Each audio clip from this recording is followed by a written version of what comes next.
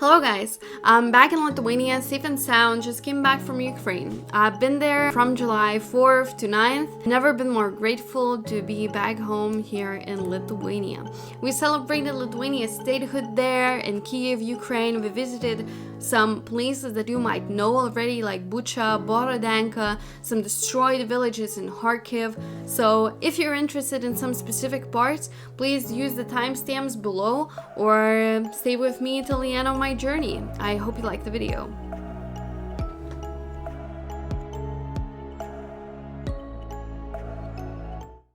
Well, if you're wondering if a random person can just go and travel to Ukraine, how dangerous it can be. And I can tell you this, Ukraine is as safe as a country can be during the wartime. You have to understand, there is an actual war going on, and even though people live like nothing is happening in some of the cities, there is still gonna be air sirens, shelling once or twice in a month, killing few innocent people. So it shouldn't be your holiday destination, but if you have purpose on why are you going here, you can enter the country without getting into the big trouble.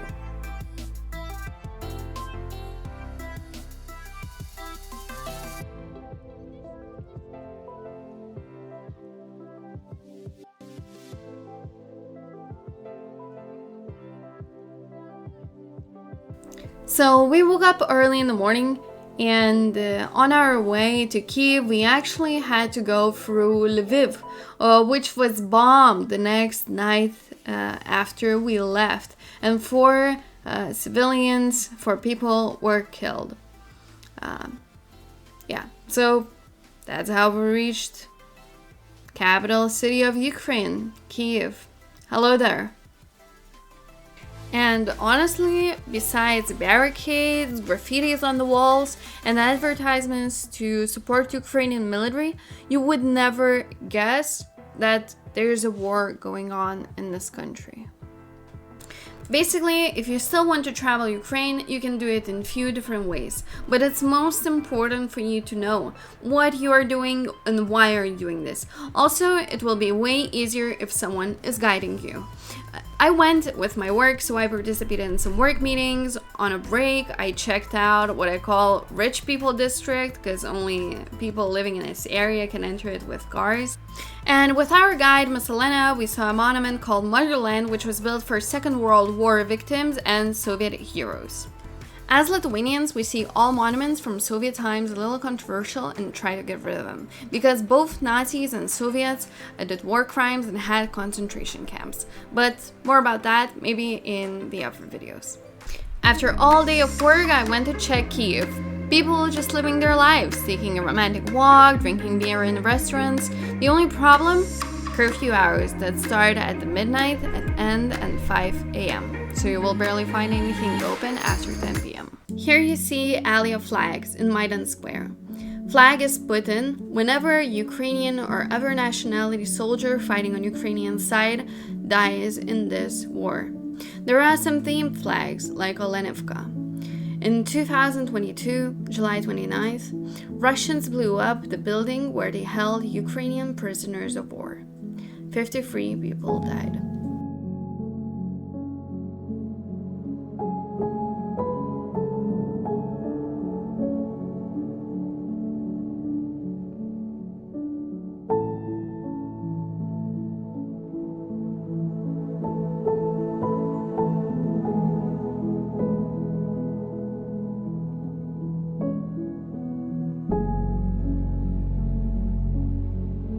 Although most of the segments in this video will be sad and devastating, I had a couple of hours of free time in Kyiv, so I thought I'd show you a little piece of beauty the city actually hides. So hope you enjoy one joyful piece in this video, Pechersk Lavra. Kyiv Pechersk Lavra, directly translated Kyiv Cave Monastery, is UNESCO World Heritage Site. It was founded as Cave Monastery in 1051, and it has some dungeons inside, although I did not have enough time to visit it. But I got up high in the tower with too many steps, and got to enjoy beautiful Kyiv for 15 minutes all alone. Whole complex was built when the country was called Kievan Rus. Since then, the Lavra has been preeminent center of Eastern Orthodox Christianity in Eastern Europe. Main building, St. Sophia Cathedral, covered in gold. It was destroyed in World War II when Nazis occupied the city of Kyiv and withdrawing Soviet troops blew it up. It was restored only in 1995.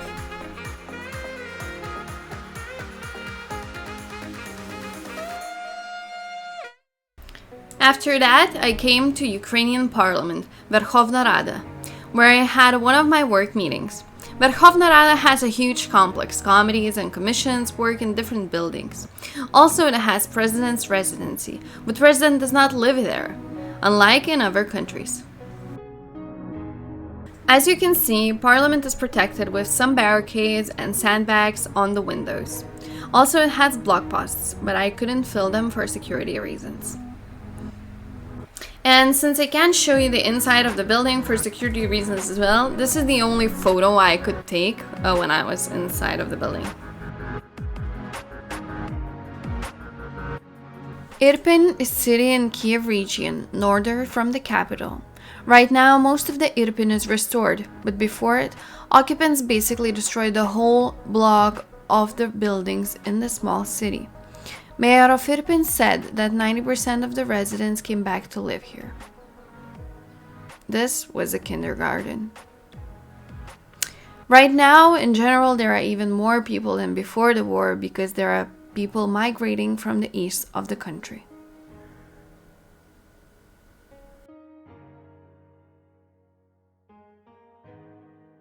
In Bucha, we visited an exposition of photos from the time when Bucha was just freed from the Russians. Photos are very graphic. Uncovered bodies from the mass graves, bodies on the streets. Not everybody needs to see this. So if you think that you are better off without it, please skip that coming part or just listen to it without watching. Exposition is in this church of St. Andrews and All Saints. Near this exact church there was a mass grave made by people, residents of Bucha. They chose it to collect the bodies from the streets because it is in the center of town. Mass murders happened in the city when it was occupied by Russian forces in March 2022. Photos and videos with evidence got into social media and news after Russian forces withdrew from the territory on April 1st. Official exact number of executed civilians is still unknown, but it exceeds 100. Some people were tortured and then killed. One of the basements was turned into a torture chamber. Girls starting at age of 14 and women were raped. Some of them killed as well. Others were just shot on the streets for no reason at all. In this mass grave, there were 116 bodies, including 2 children. People were either shot in the head or in the chest, so it proves the intentional killing. Others were burned, for example, by shooting to their car.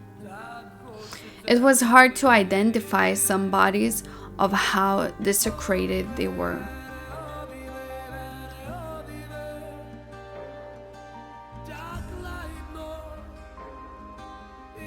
In these pictures, there is a children camp that was made into the torture chamber. Here, you see the 5 men who were found dead, tortured and killed in this basement.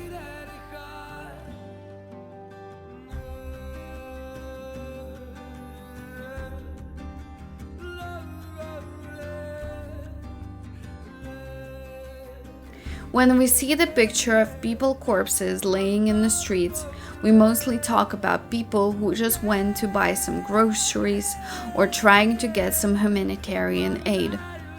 This man was carrying pasta, and that's how he was found. Our guide said that her friend's father was shot when he just went outside of his house to the yard. These are not the worst pictures that they have. They are with open heads or bad conditions of the body. Russians claim that massacre was staged, but satellite images shown corpses on the streets left during Russian occupation period in Yablonska Street. Bucha residents now call the street Dev Street because a lot of the bodies were collected from this exact street.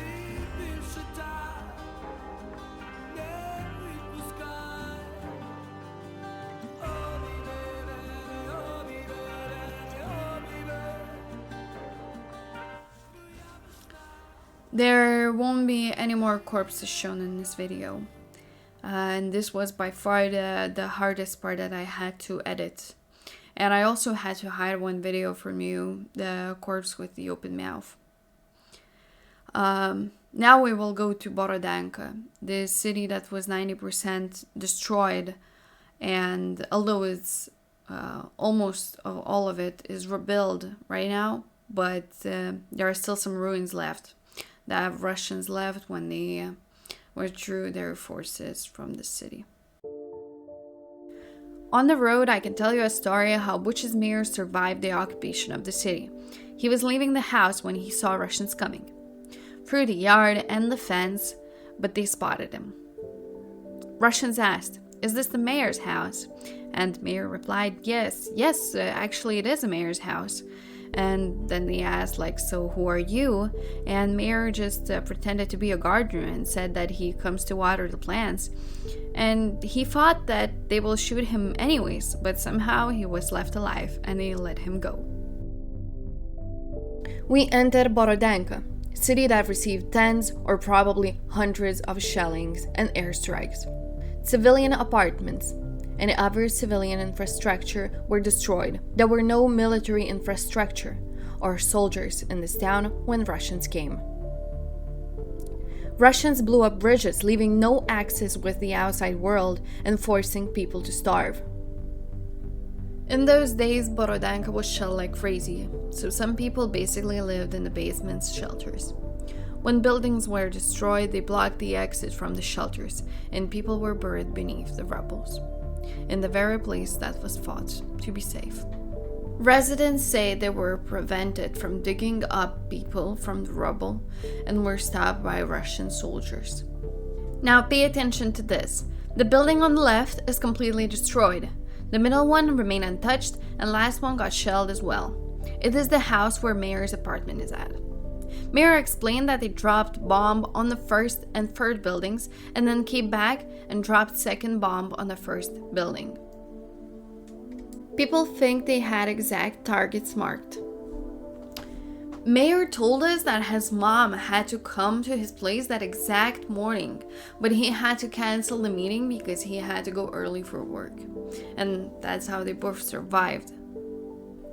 After that, we visited the school that is being rebuilt after Russian shelling with brand new basement and shelter, all from Lithuanian funds. Also, we checked out Lithuanian-funded container houses where people who lost their homes can stay. On the 6th of July, we were also celebrating Lithuania's Statehood Day. So after we came back to Kyiv and grabbed a little snack, we headed out to Lithuania-Ukraine Friendship Square and sang Lithuanian and Ukrainian anthems with Upcoming Storm.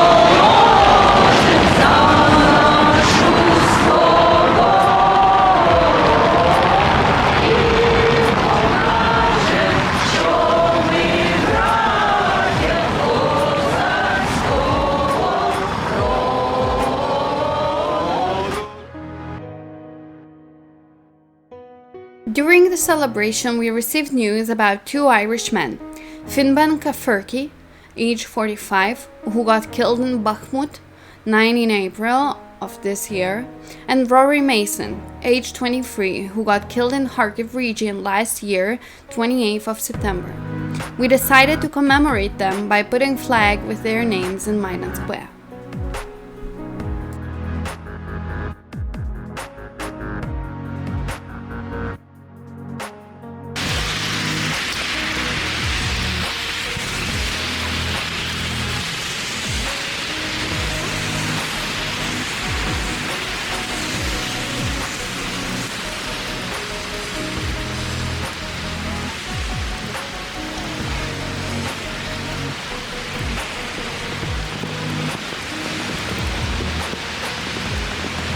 Rest in peace.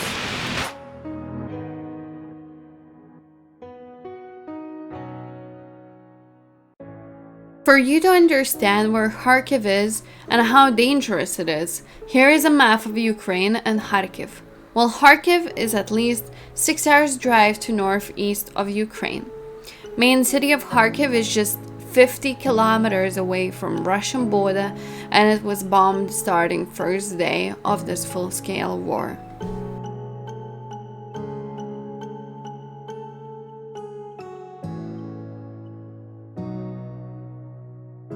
When we went to grab some nice Ukrainian pastries, we heard the first air siren that was one of many that day. It was too quiet to hear it in the video, but people were just ignoring it. People say there is an air siren every time some plane flies near Russian border because the city is so close to it. So they hear it like few in a day, 5, 7, as we heard that day. Government or people, as in this case, decided themselves to cover up treasured Ukrainian monuments with sandbags and nets to protect them from shelling. Here we arrived to one of the smaller cities in Kharkiv Oblast, Derhachi, even closer to the border. The city was shelled in the first few weeks of full-scale war.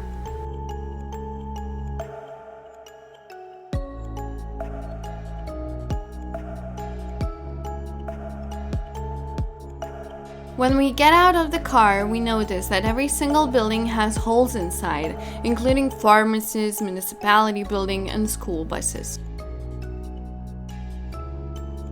They were used for evacuation. There are no rights or wrongs when Russians are picking up their targets. We went for a few-minute walk to meet up with the chair of Derhachi municipality. And I think I found my favorite picture so far, Zelensky in burning Red Square in Moscow. We'll leave for something way closer to the border, Prudyanka, which is 14 kilometers from the border, and Tsupivka, 10 kilometers from the border. Our guide, assistant of chair of municipality, said that in both villages there is no light and no gas. Not only that technicians are too busy fixing everything after shelling, but also the places can be mined.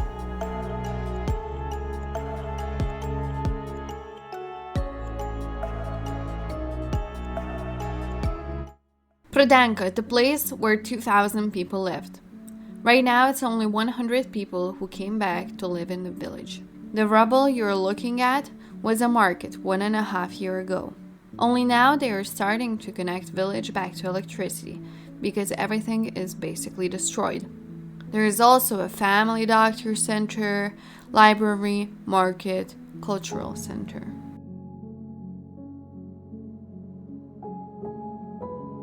You can see kids playing ground as well.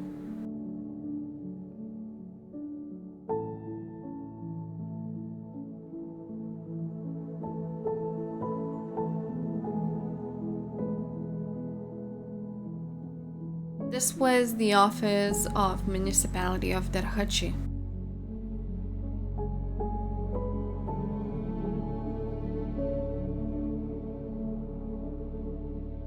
We go to the other location and our guide says, "Oh, this is not the worst street from the village." But we see that every single house is either destroyed or has new temporary roof or has no windows, or there are some shell holes left in the fences or walls.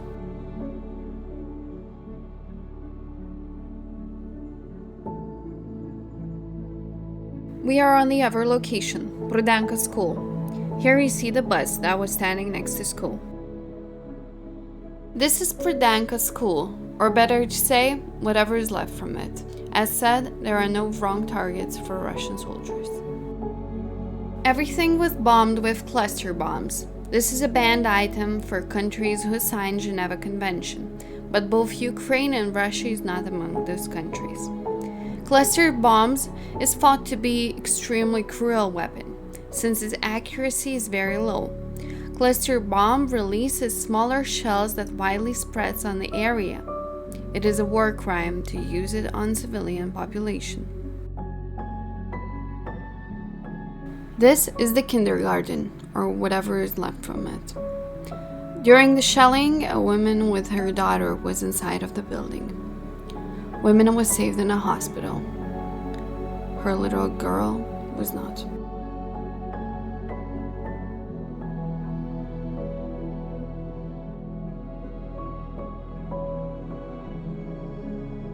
In the whole region of Derhachi, Russians damaged or destroyed about 5,000 houses.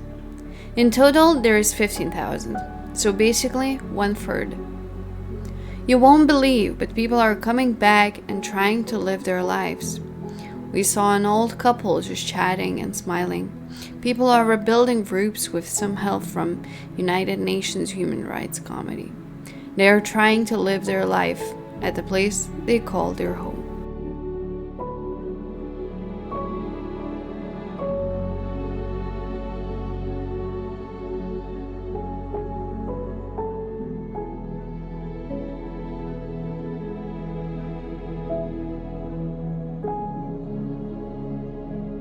We get closer to Tsupivka, place with no light or gas.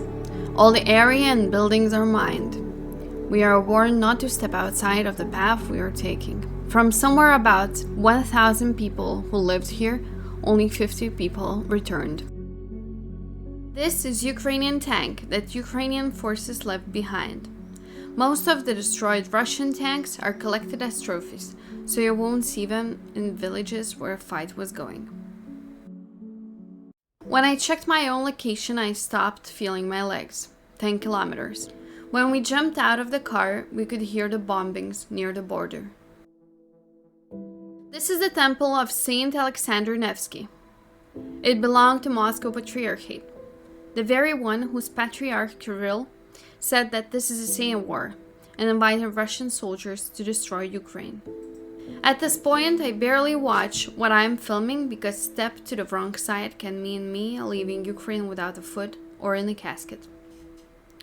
When we enter the school, yes, this is a school, we walk the only path when entering and leaving, because under the rubble there can be mines. Miss Helena forbid her son to go inside. Russians based their headquarters in this school when advancing to Ukraine. After they were forced to leave, they destroyed it.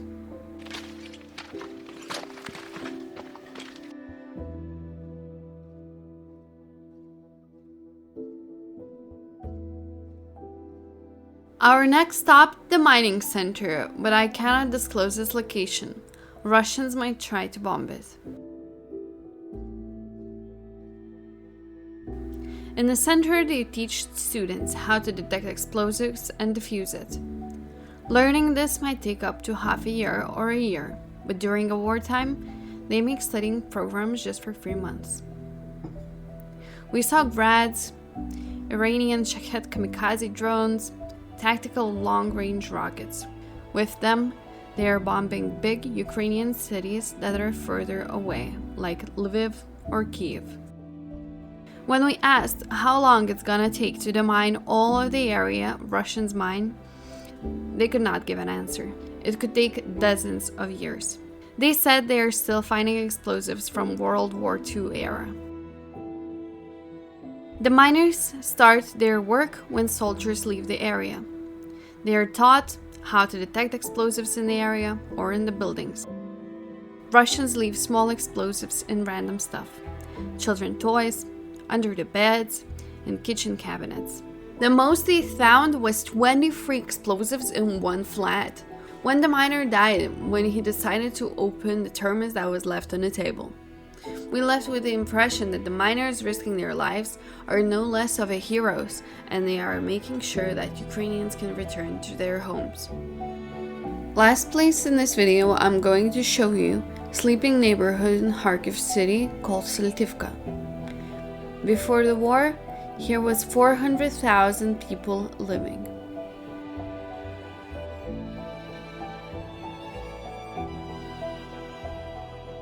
The front line was just 500 meters from this place to the right of where the video is taken.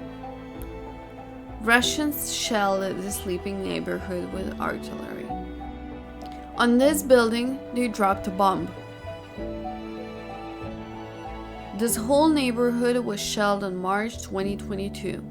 Some of the people might have left their homes already or were coming back to it rarely.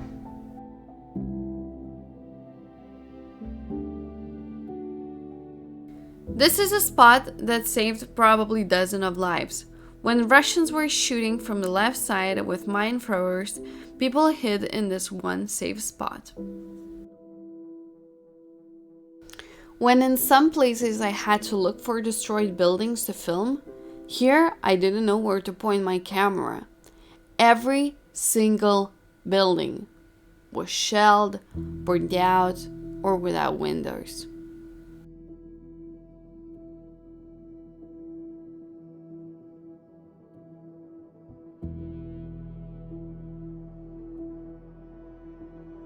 When we talk about Russians bombing civilian infrastructure and war crimes being committed, people might be mistaken that this was an accident. Every single building in this neighborhood is damaged. Every. There was no accident.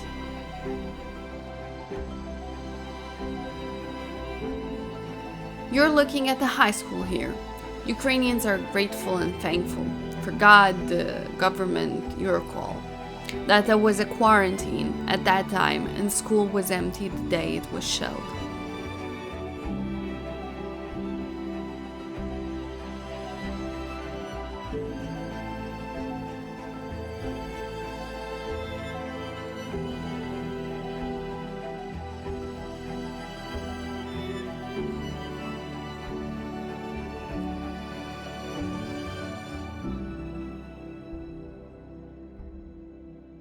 The word written on the building, Lud, means people. Ukrainians believed it might stop Russians from bombing civilian infrastructure, but there are no wrong targets for Russian military.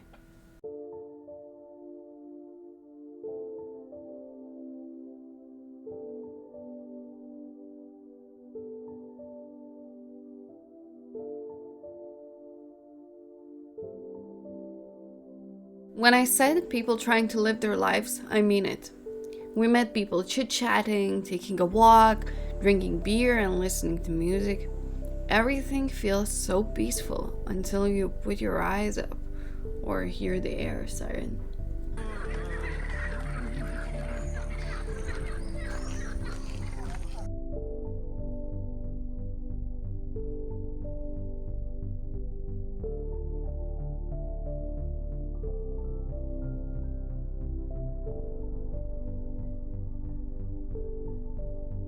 It will take years for Ukraine to rebuild everything that Russia has destroyed.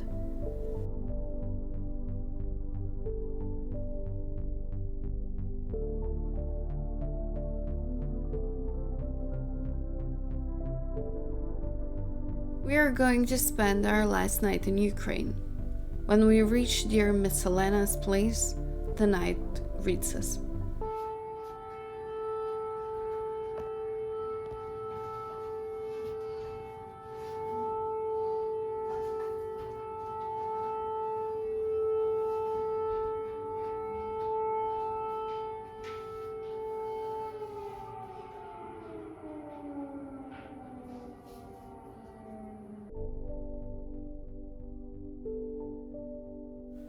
And now I'm home, safe. while fight for humanity and survival is still happening in Ukraine. Today is my birthday, and on this occasion I want to thank Ukrainian soldiers for protecting not only their families and their fellow Ukrainians, but protecting all of us in Europe. Don't forget to support Ukraine. Don't forget to spread the word. For every innocent child they killed, for every kid that they left without parents, for every woman that they raped, for every soldier that they tortured or killed. Slava Ukraini!